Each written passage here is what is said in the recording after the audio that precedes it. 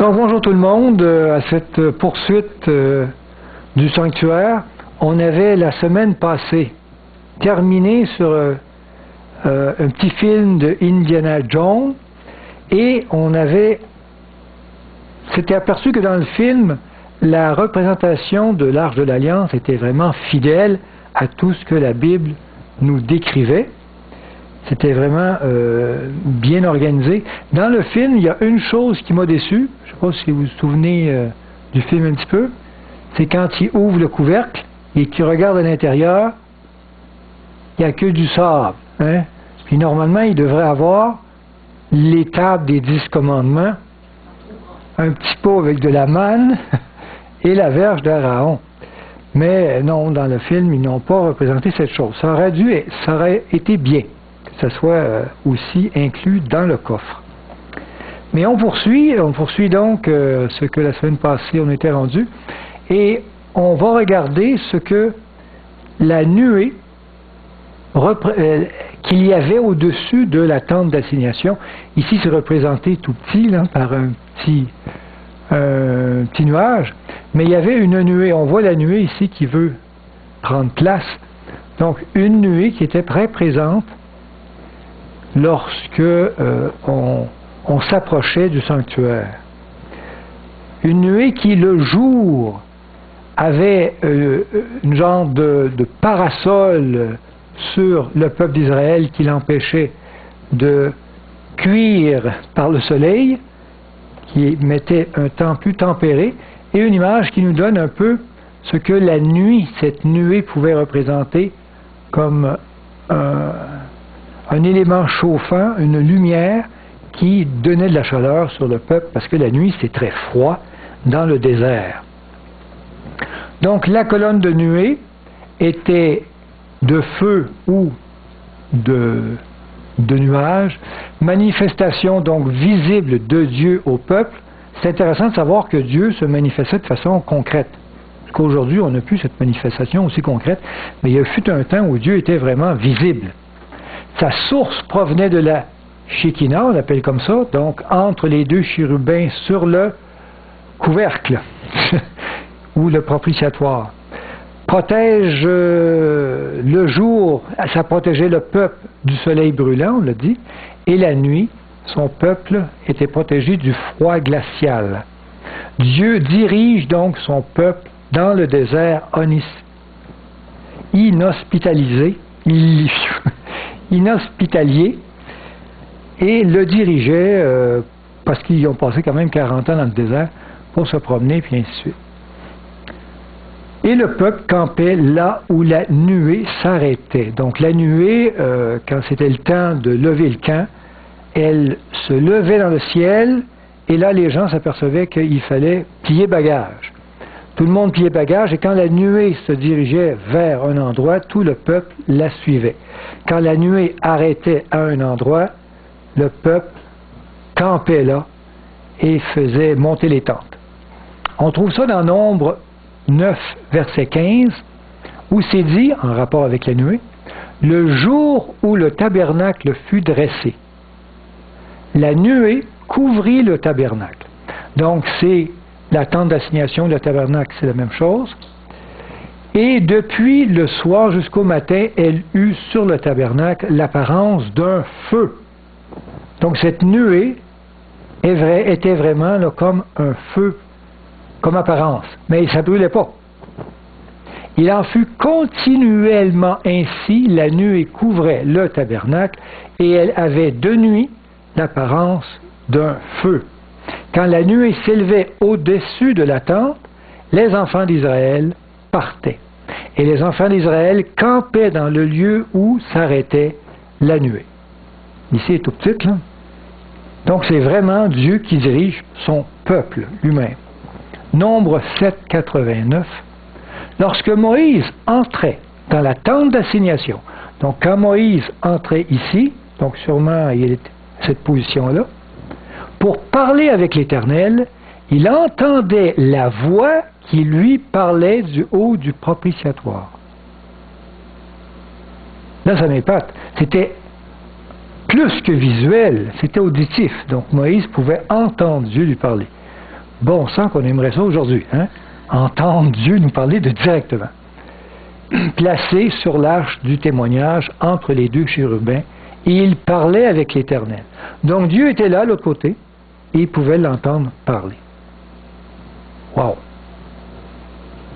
Un autre texte dans Nombre 14, verset 14. « Et ils le diront aux habitants de ce pays. Ils savaient que toi, l'Éternel, tu es au milieu de ce peuple, que tu apparais visiblement, toi, l'Éternel, et que ta nuée se tient sur lui, et que tu marches devant lui le jour dans une colonne de nuée, et la nuit dans une colonne de feu. » Il débute en disant que les habitants de ce pays, et des pays voisins aussi, donc ce qui est intéressant, c'est que les peuples qui entouraient Israël voyaient leur Dieu au milieu de leur peuple, du peuple d'Israël. Donc pour les peuples alentours, c'était aussi une manifestation assez étonnante de voir que ce peuple-là, leur Dieu était vraiment à l'intérieur d'eux, près d'eux, les guidant et les soutenant. Aujourd'hui, donc, on poursuit avec là où on devrait être rendu, donc une partie de plus à l'intérieur de notre programmation, sur ce que Jésus fait dans le ciel maintenant. Donc, on est rendu à la partie, toujours la première partie, description du sanctuaire terrestre, mais on tombe en expliquant les services. Il y avait 3 services, c'est ce qu'on va voir. Donc, les services au temps du sanctuaire, dans le temps de Moïse. 3 principaux services. Bon, il y avait peut-être d'autres services, mais 3 services principaux étaient offerts dans ce lieu spécial-ci, qui est le sanctuaire. On appelle le service quotidien, donc chaque jour on offrait un agneau. Il y avait le service d'expiation où on amenait un animal pour expier notre péché. Et il y avait le service annuel, donc à la fin de l'année, il y avait un service spécial pour la purification. Avant de poursuivre et d'expliquer ces services, on va ouvrir une parenthèse parce qu'il est important pour le comprendre les services, de comprendre un principe en rapport avec le péché. Et de saisir que le péché de base, ou le péché, les types de péchés, en gros, on peut les séparer entre un péché volontaire et un péché involontaire. Et quand on est capable de faire cette distinction dans la Bible, on va avoir une lumière qui va nous éclairer davantage sur les textes de Bible. Et c'est important de faire cette distinction. On va regarder le péché volontaire. Le péché volontaire est un péché que l'on fait de façon consciente. C'est une transgression, une désobéissance. Ça se fait par un choix, où on est conscient de ce choix-là. On connaît la loi de Dieu et on décide de faire autrement. C'est un péché qui est condamnable et qui nous rend coupables. C'est un péché où Dieu appelle à la repentance. Et Dieu donne la victoire immédiate sur la capacité de ne plus faire ce péché. C'est-à-dire de dire non au péché et de rester dans la loi de Dieu. On appelle cette étape de repentance et de retourner à Dieu l'étape de la justification, où Dieu nous donne cette puissance. On va faire une même colonne avec le péché involontaire, on va voir la différence. Et la différence est énorme, c'est tout le contraire. Donc le péché volontaire est conscient, le péché involontaire, c'est un acte inconscient. Une transgression qui devient une faiblesse. Une désobéissance qui maintenant c'est un manquement. Le péché volontaire est par choix, involontaire ça peut être un oubli. C'est pas un choix. Le péché volontaire c'est une connaissance de la loi, le péché involontaire c'est souvent une ignorance de la loi. Les gens ne savaient pas que, et ils le faisaient. Le péché volontaire est condamnable, le péché involontaire est pardonné par Dieu. Dieu dit, je ne tiens pas compte des temps d'ignorance.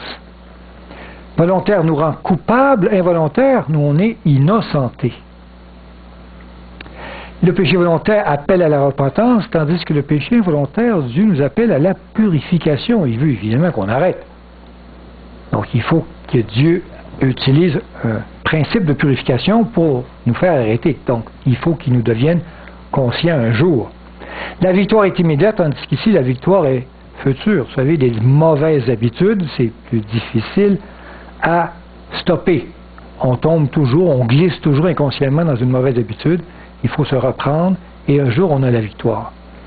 C'est l'étape de la justification à gauche, c'est l'étape de la sanctification à droite où Dieu veut de plus en plus nous rendre à son image. Il est important de saisir ces deux types de péchés. Souvent dans la Bible, on va utiliser souvent que le mot péché. C'est-à-dire Louis II va le traduire par « il a péché ». Alors, on ne sait pas si c'est volontaire ou involontaire. Et c'est important, maintenant qu'on en connaît la différence, de voir les textes sous cette nouvelle lumière. On va voir dans la Bible que ce type de deux péchés, ce concept d'avoir deux péchés était bien aussi compris et connu. On va lire dans Nombre 15, verset 27, c'est écrit « Si c'est une seule personne qui a péché involontairement, elle offrira une chèvre d'un an en sacrifice pour le péché. Le sacrificateur fera l'expiation pour la personne qui a péché involontairement devant l'Éternel. Quand il aura fait l'expiation pour elle, il lui sera pardonné. » On s'aperçoit que le sacrifice d'expiation pardonne complètement. Donc le sacrifice de Jésus pardonne ce genre de péché inconscient. Pour l'indigène parmi les enfants d'Israël et pour l'étranger en séjour au milieu d'eux, il y aura pour vous une seule même loi quand on péchera involontairement. Donc même si tu n'es pas croyant ou je ne sais pas tout, tu n'es pas dans le peuple d'Israël, tout péché inconscient est une seule loi, là, pardonné par une expiation. Il y a après ça un autre texte qui poursuit dans le même chapitre, Nombre 15, mais le verset 30, il est écrit « Mais si quelqu'un, un indigène ou étranger, ou même en Israël, agit la main levée, donc de façon consciente, il outrage l'Éternel, celui-là sera retranché du milieu de son peuple. » Comme si Dieu l'envoyait sortir du ciel. Il a méprisé la parole de l'Éternel et il a violé son commandement. Celui-là sera retranché. Il portera la peine de son iniquité. Donc il y a vraiment une différence entre les deux. Entre un péché conscient et un péché inconscient. Où Dieu dit qu'un péché conscient, désiré, voulu, puis ainsi de suite, il ne peut pas mener ça au ciel. Il veut pas, son sacrifice ne le purifie pas, donc il faut évidemment qu'il se repente. On trouve aussi encore ces deux principes de péché. Il faut comprendre que c'est Louis II qui traduit, puis il a quand même utilisé deux mots différents, parce qu'en hébreu, il y avait aussi deux mots différents. On lit dans Psaume 51.3, c'est David qui écrit « Lave-moi complètement de mon iniquité et purifie-moi de mon péché. » Donc, purifier, péché, iniquité, on peut comprendre qu'il parle ici de péché inconscient. Il continue en disant « Car je connais, mais... » Il parle d'autre chose. Transgression, ça a été traduit. C'est conscient. Et mon péché est constamment devant moi. Ben oui, c'est toujours devant lui, c'est qu'il en est conscient. Il le connaît, il le sait, et il y a quelque chose qui lui rappelle. On voit dans ces deux versets, les deux, ça englobe tous les péchés, dans le fond, les deux types de péchés. Dans Lévitique 16, 21, on lit « Aaron posera ses deux mains sur la tête du bouc, vivant, et il confessera sur lui toutes les iniquités des enfants d'Israël, on peut croire que c'est tous les péchés inconscients, et toutes les transgressions par lesquelles ils ont péché. » Pourquoi écrire deux fois? Il faut qu'il pardonne le péché et le péché. Donc, il y a deux mots en hébreu, on l'a traduit par iniquité et transgression, qui englobe tout le monde du péché, qu'il soit conscient ou inconscient. On voit ça aussi dans le livre des Lévitiques, lorsqu'on purifie. Le problème, c'est que quand les gens ne comprennent pas qu'il y a deux types de grands domaines pour le péché, ils vont utiliser des textes à tort. Là, on va essayer de les mettre à la bonne place. Donc, si je dis le salaire du péché, c'est la mort, on ne parle pas de péché inconscient. On parle d'un péché conscient. Quel est le péché conscient type le plus mieux défini dans la Bible? Oui, celui de la petite image qui est là. Le péché d'Adam et Ève. C'est le péché caractéristique du péché volontaire. Où Ève et Adam connaissent la loi, ils connaissent la volonté de Dieu, ils savent que Dieu a dit non, et ils vont quand même manger le fruit. Donc la description de ce péché, c'est vraiment la description du péché où le salaire, c'est la mort. Mais il y a un texte dans la Bible, c'est écrit dans 1 Jean 5,16, c'est Jean qui l'écrit, il dit, il y a des péchés qui ne mènent pas à la mort. Ah, il y a un problème. Hein, c'est marqué que... Alors évidemment, il parle de péché inconscient. Ce péché inconscient ne mène pas à la mort, puisqu'il est pardonné en Jésus-Christ, indépendamment de notre volonté, puisqu'on n'en est pas conscient. Donc, si quelqu'un change le sens, ça change aussi, évidemment, tout l'Évangile. On prend deux autres textes. Jean 8,11. Jésus dit, va à la femme, va et ne pêche plus. Alors, évidemment, il lui parle de son péché d'adultère. Il sait qu'elle le sait, elle en est consciente. Il parle évidemment d'un péché volontaire.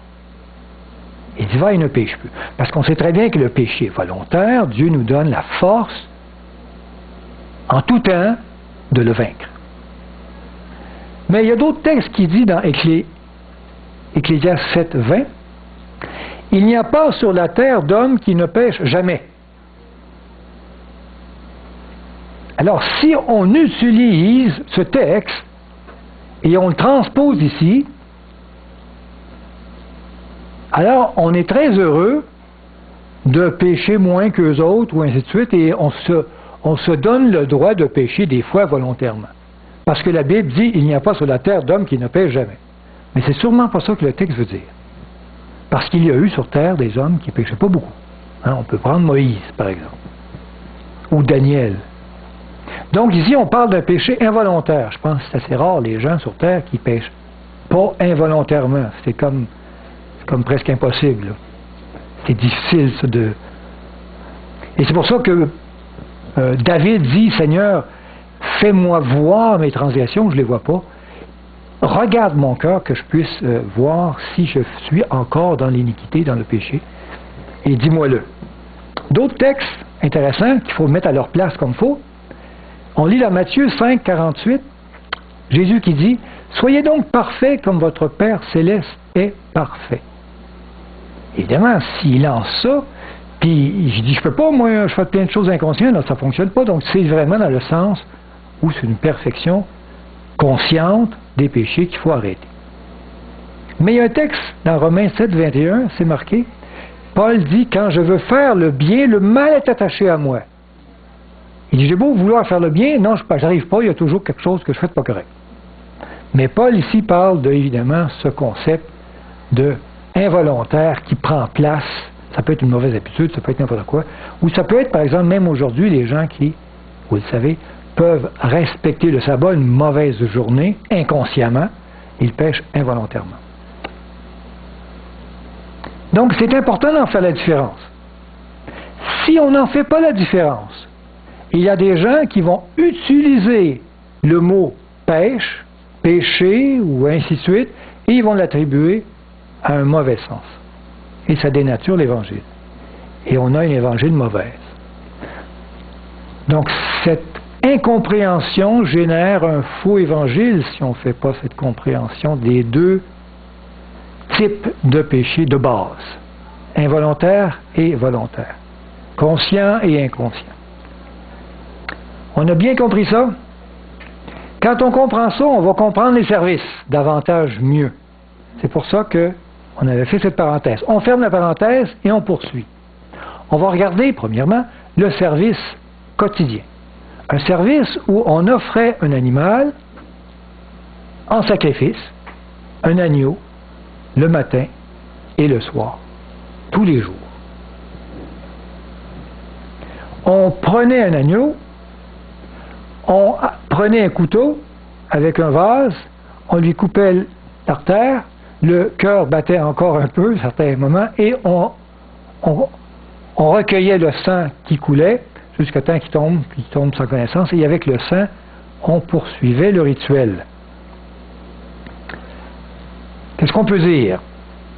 Lors de ce service quotidien, un agneau était sacrifié matin et soir sur l'autel et son sang était répandu dans le parvis au pied de l'autel des sacrifices.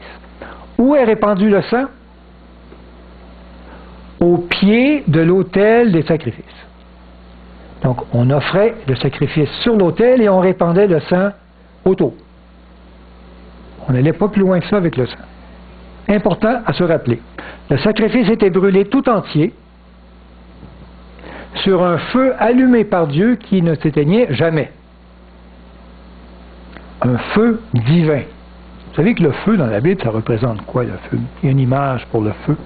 Le feu sous l'autel, c'est une image de jugement. On veut représenter le jugement.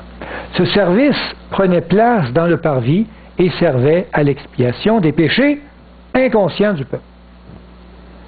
Donc c'est comme si, à chaque jour, par ce sacrifice, le sacrificateur demandait à Dieu de purifier les péchés inconscients du peuple. Se rappeler que la mort de Jésus fait cela. Mais ici, on avait le rituel pour s'en rappeler. Donc, le péché inconscient était pardonné par ce rituel-là. On peut voir ça dans le texte de la Bible, dans Exode 29, 38. Il est écrit, « Voici ce que tu offriras sur l'autel, 2 agneaux d'1 an, chaque jour, à perpétuité. Tu offriras l'un des agneaux le matin, et l'autre entre les 2 soirs, ou le soir, c'est mieux traduit. Donc le soir et matin, il y a un agneau. Voilà l'holocauste perpétuel qui sera offert par vos descendants à l'entrée de la tente d'assignation. La tente d'assignation est ici. À l'entrée de la tente d'assignation, sur l'autel des sacrifices, on faisait cette offrande. Un autre texte, dans Lévitique 4.30, le sacrificateur, très important, prendra avec son doigt du sang de la victime et il en mettra sur les cornes de l'autel des holocaustes. Il va mettre ça sur le corne de l'autel ici, aux 4 coins. Et après, il tout le sang au pied de l'autel. Il prend le restant de son bol et il va le vider autour de l'autel. Le sang ne va pas plus loin. Sur les cornes et dans le parvis. Évidemment, à un moment donné, il y avait pas mal de sang. Alors, il y avait des petites rigoles, peut-être, je ne sais pas, mais il y avait. Ça tombait dans le sable. Lévitique 9, 24, c'est le moment où le feu a allumé l'autel des sacrifices. Il est dit, le feu sortit de devant l'Éternel, donc le feu va sortir ici, de devant l'Éternel, ou ici en haut, et va aller allumer. Et consuma sur l'autel l'holocauste, les graisses, et tout le peuple le vit. Et ils poussèrent des cris de joie et se jetèrent sur leur face. Donc vraiment, il y a eu une adoration, une prosternation forte, là, parce que quand ils ont vu ce phénomène arriver, ça les a vraiment ébranlés. Donc le feu est venu allumer lui-même l'autel des sacrifices. Lévitique 6, 5. Le feu brûlera sur l'autel, il ne s'éteindra point. Chaque matin, le sacrificateur y allumera du bois, arrangera l'holocauste et brûlera les graisses des sacrifices, d'action de grâce. Le feu brûlera continuellement sur l'autel, il ne s'éteindra point. D'ailleurs, on attendait le premier rayon du soleil, et dès que le rayon de soleil entrait dans le sanctuaire, on partait le service du premier offrande le matin. Et le soir, la même chose, dès que le dernier rayon de soleil quittait, on offrait le sacrifice du soir. On a compris ça? On offre un agneau matin et soir pour les péchés inconscients du peuple. Et on met le sang dans le parvis autour de l'autel des sacrifices. Maintenant, on va passer au deuxième point, le service d'expiation. Un peu plus spécial. Vous savez, il y en avait d'autres services, mais je représente les trois plus importants pour nous faire comprendre l'Évangile. Service un peu spécial où la personne qui avait fait un péché amenait au sanctuaire son propre animal, donc quelque chose qui venait personnellement à lui, de sa maison, de son troupeau, et il venait ici à l'intérieur du sanctuaire, donc il a entré dans le sanctuaire, l'animal était vérifié si elle n'avait aucune tache, et à l'intérieur du sanctuaire, il posait les mains sur l'animal, comme s'il voulait l'écraser, et il confessait ses péchés sur l'animal. Et après, celui qui avait péché, toujours le transgresseur, prenait le couteau, égorgeait l'animal et le sacrificateur recueillait, le sang de l'animal pour après ça continuer le service. Il y a beaucoup de sang, il y a beaucoup de sang en fait. Alors un service où on veut expier un péché qu'on a fait. Donc lorsqu'une personne avait transgressé la loi de Dieu, il devait apporter au sanctuaire un animal pur et sans défaut pour l'expiation de son péché. Il confessait son péché en posant ses mains sur la tête de l'animal, puis il devait le saigner à mort. Lors de ce service d'expiation, le sang était transporté jusque dans la tente d'assignation. Ah, c'est nouveau. Donc le sacrificateur qui ramassait le sang va le porter à l'intérieur de la tente d'assignation. Et là, il va l'asperger sur le voile et en mettre sur les 4 cornes de l'autel des parfums. Peut-être que c'est dit dans le diapo qui suit.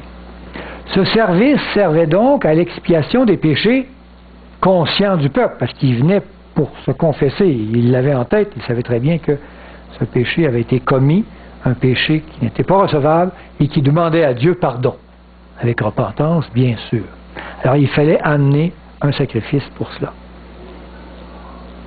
On lit dans la Bible, Lévitique chapitre 4, verset 4, où Dieu dit: « Il amènera le taureau à l'entrée de la tente d'assignation devant l'Éternel, et il posera sa main sur la tête du taureau, qu'il égorgera devant l'Éternel. » C'est vraiment la façon de faire. Le sacrificateur ayant reçu l'onction prendra du sang du taureau, donc il va prendre le sang, et l'apportera dans la tente d'assignation. Il va entrer dans la tente d'assignation. Il trempera son doigt dans le sang et il en fera 7 fois l'aspersion devant l'Éternel, sur le voile, en face du voile du sanctuaire. Donc ce rituel-là allait plus loin. Et le sang, vous savez, le sang, qu'est-ce que ça représente? Le sang, ça représente la mort de Christ, n'est-ce pas? Cette mort. Alors évidemment, il faut que Jésus entre dans sa mort, jusque-là, dans sa mort, sa résurrection, il faut qu'il entre dans cette partie pour poursuivre le rituel, la purification ou le sacrifice.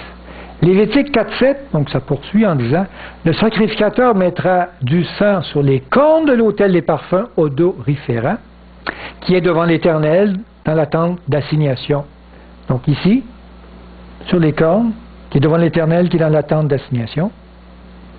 Et il en répandra tout le sang du taureau au pied de l'autel des holocaustes, qui est à l'entrée de la cendre. Donc il le ressort, il revient à l'autel, et le reste, il le met autour de l'autel. J'espère que l'animal il y avait assez de sang pour faire tout ça. Sinon, il y a un petit peu de problème. Lévitique Lévitique 5, verset 5, celui donc qui se rendra coupable de l'une de ces choses fera l'aveu de son péché. Donc ici, on comprend bien qu'il y a un aveu. Vous savez, quand Israël était nombreux, Israël, et qu'on voyait quelqu'un là-bas qui s'en venait près du sanctuaire, on se doutait bien qu'il avait fait quelque chose de pas correct. Hein? Puis tout le monde le voyait. C'était un peu humiliant. Ah donc, quand on se repent d'un péché, quand on confesse un péché, la confession est presque publique, là, où les gens doivent savoir qu'il a confessé son péché. Hébreux 9,6, on peut lire, « Or, ces choses étaient ainsi disposées, les sacrificateurs qui font le service entrent en tout temps dans la première partie du tabernacle. » Donc, ce service faisait en sorte que les sacrificateurs rentraient dans le lieu saint du sanctuaire pour poursuivre le service où on offrait l'animal sur l'autel des sacrifices. Donc les services allaient jusque-là, pas plus loin, pour toujours les péchés inconscients et le péché conscient.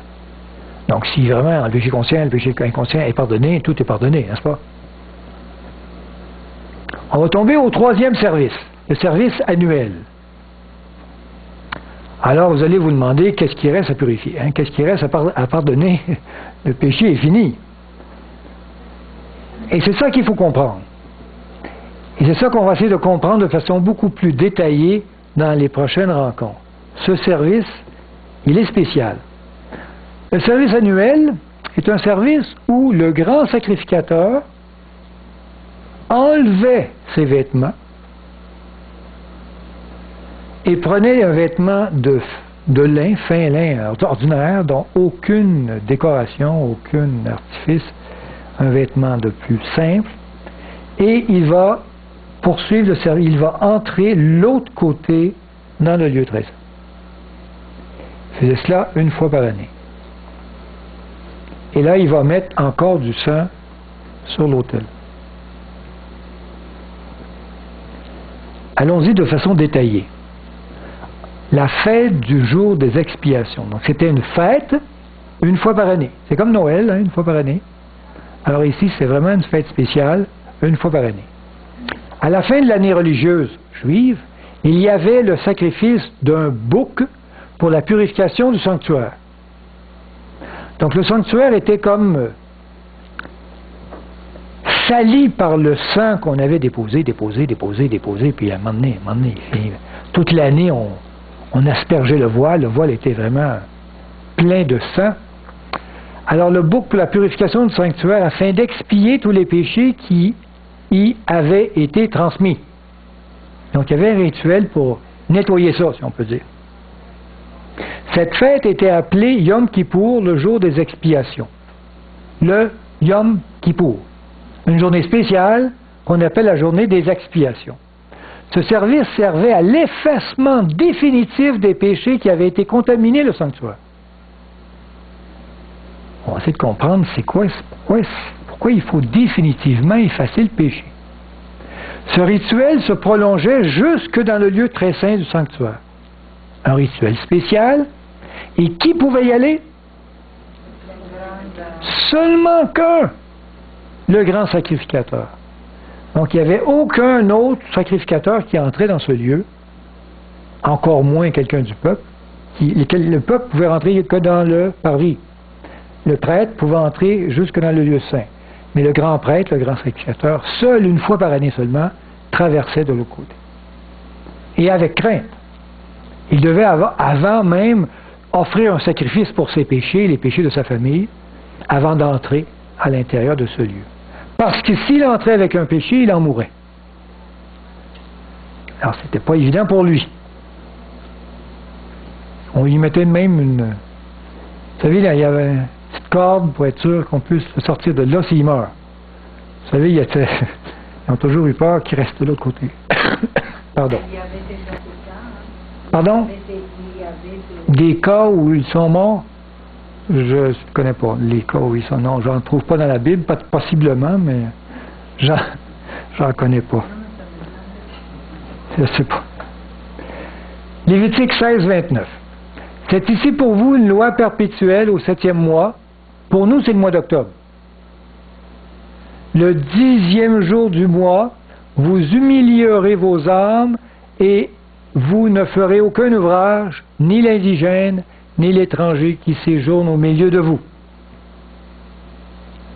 Donc c'est une journée de congé. C'est comme Noël encore. Tu sais, c'est une journée de congé pour tout le monde.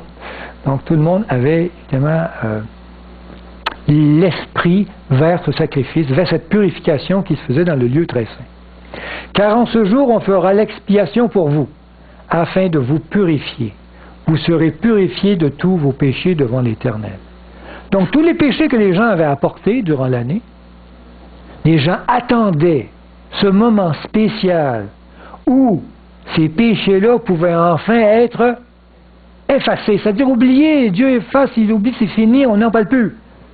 Donc ils attendaient ce service pour être bien sûr que son péché qui avait été amené là était définitivement effacé par Dieu.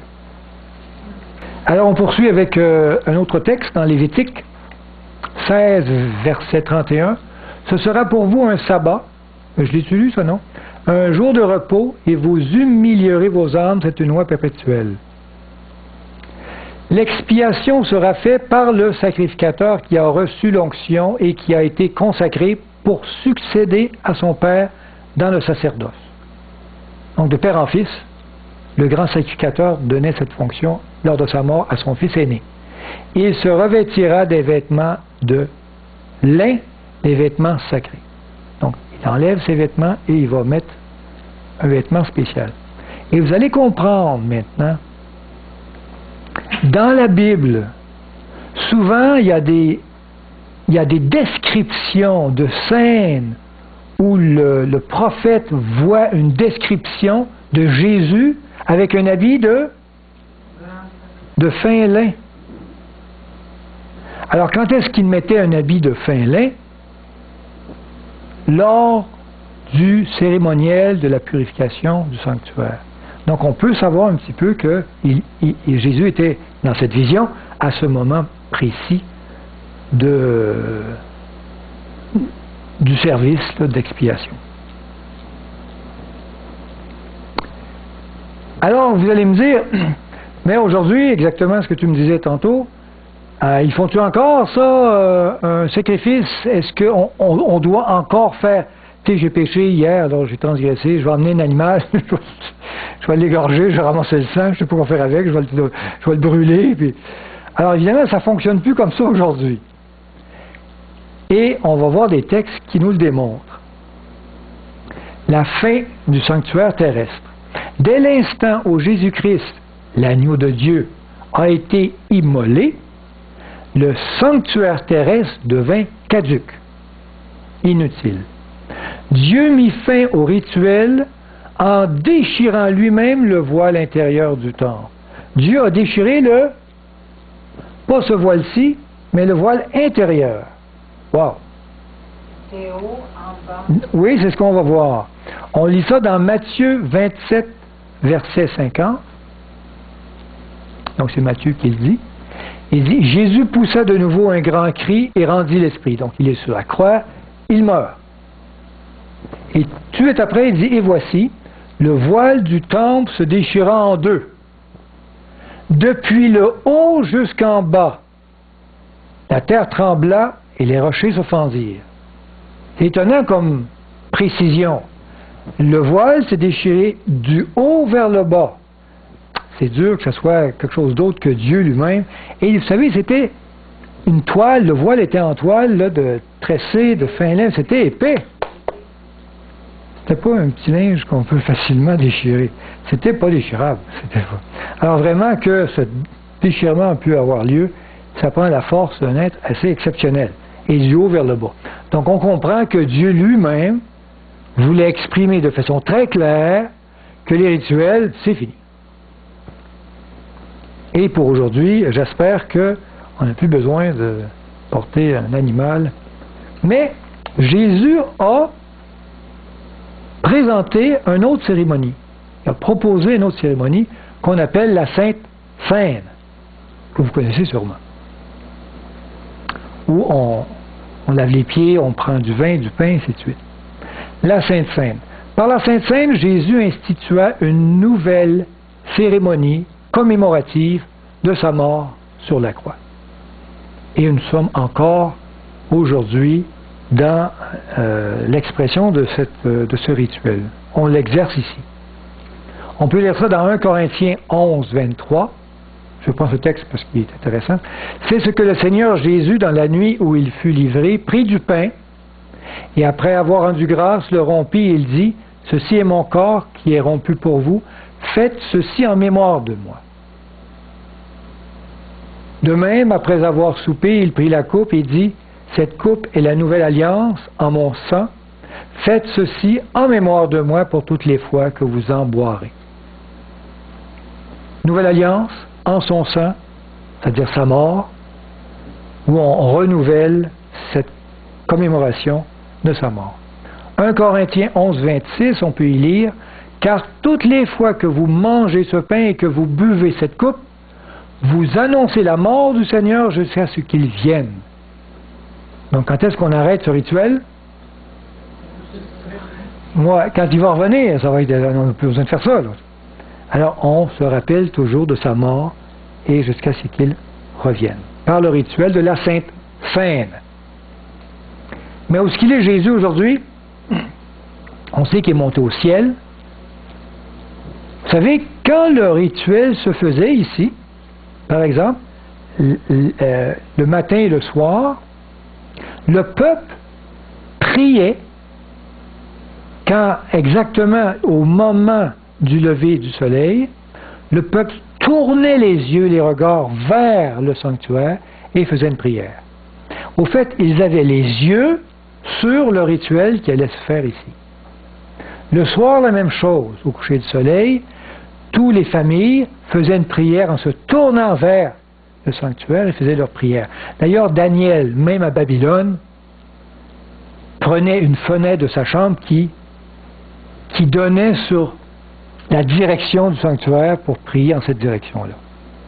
C'était très connu dans ce temps-là. Et quand il y avait un rituel pour la purification des péchés, expiation, la personne était là et voyait avec le sacrificateur que tout se passe comme il faut. On avait les yeux fixés sur ce que le sacrificateur, le prêtre, faisait parce qu'on voulait que son péché soit bien pardonné.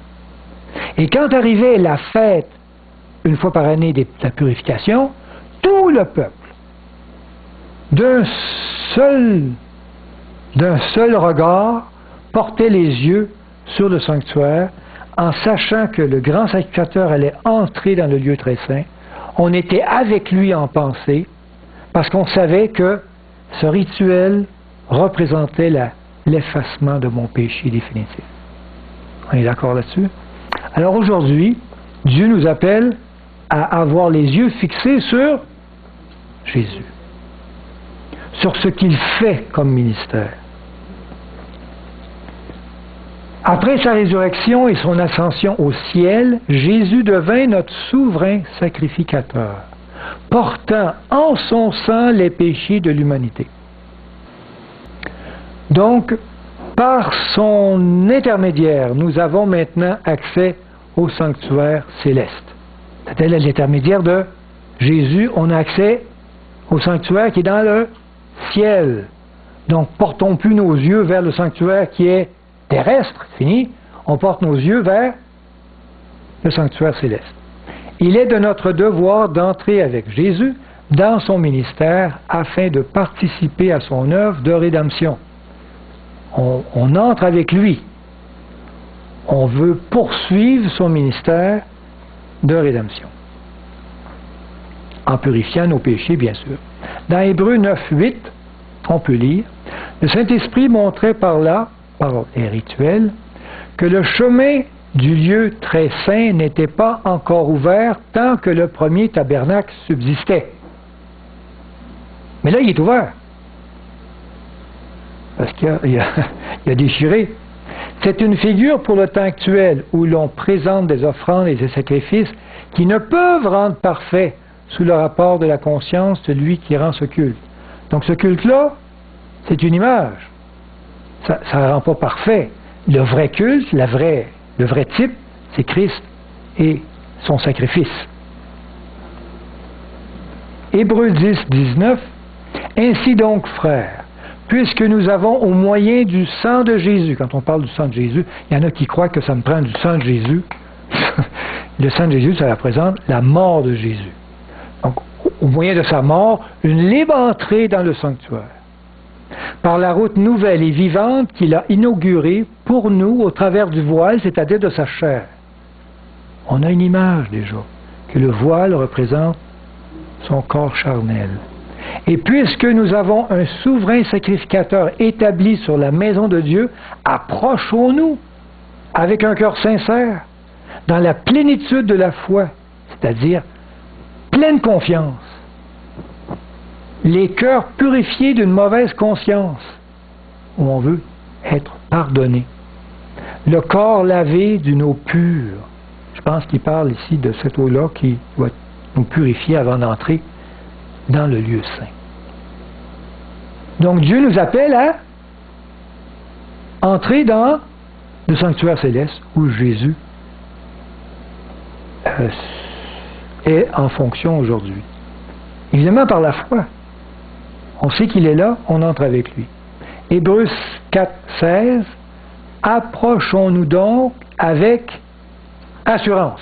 C'est important parce que, je vais continuer à lire le reste, du trône de la grâce. Où est le trône de la grâce? Dans tout le...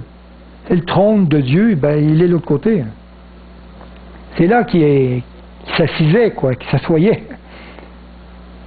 Afin d'obtenir miséricorde et de trouver grâce pour être secouru dans nos besoins. Mais avec assurance. Ça, c'est pas évident parce que quand le sacrificateur, le grand prêtre, traversait l'autre côté, il y avait une crainte. Il y avait vraiment une crainte. Et là, Dieu nous demande à nous d'entrer là avec assurance. Viens là. C'est étonnant. À cause que Jésus est mort et est entré dans le sanctuaire, et ainsi de suite, il nous appelle à y entrer nous aussi. Alors c'est vraiment un honneur qui nous dépasse d'être à la place même ou à côté de Jésus et d'entrer dans ce lieu très saint. On va voir tout ça pourquoi il nous demande d'entrer si proche avec lui dans les rencontres qu'on va suivre. Jean 12, 26. Si quelqu'un me sert, ça c'est Jésus qui dit ça, si quelqu'un me sert, qu'il me suive. Et là où je suis, là aussi sera mon serviteur. Donc où il est Jésus, dans le lieu très saint. Et il veut qu'on y soit aussi avec lui. Amen. Donc on a vu 3 services. À suivre. On a vu donc 3 services. Le service quotidien, où on offrait matin et soir, et le peuple n'avait aucune participation. Hein?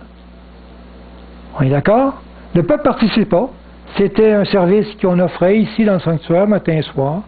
Le peuple n'avait que la conscience que ça se faisait, le regard que tout se produisait comme il faut, mais le peuple n'était pas du tout impliqué. Et ce service se faisait matin et soir de façon constant, rituel, inconscient même. Et qu'on n'était pas impliqué. Ça nous fait penser que Dieu veut purifier nos péchés sans même nous impliquer, sans même qu'on en soit conscient.